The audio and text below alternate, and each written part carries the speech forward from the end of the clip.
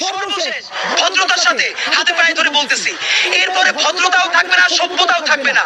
Bathroom পরিষ্কার করার ঝাড়ু স্যান্ডেল নিয়ে কিন্তু রাস্তায় নামবো।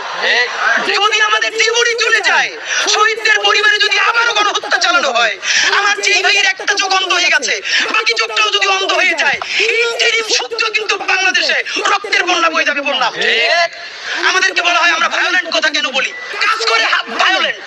গণহত্যাকারীরা পালাইতে দেয়, হাজার হাজার কোটি টাকা খায়, বদমাইশি করে, টেন্ডারবাজি করে, গণহত্যা প্রত্যেকটা খনিকে সীমান্ত পার করে দেয়। আমাদেরকে বলে কি এত উশৃঙ্খল কথা বলে কেন? মানে এদেরকে তরকারি হলো কথাটা কিন্তু তোমরা এইটা মারতে পারিনি, এইটা আমাদের ব্যর্থতা।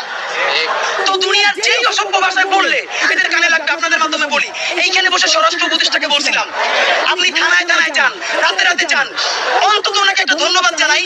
এই কথা বলার পরের দিনই উনি প্রত্যেকটা থানায় রাতে 10-12টা করে থানায় গেছে। আপনাদের মনে আছে কিনা? উনি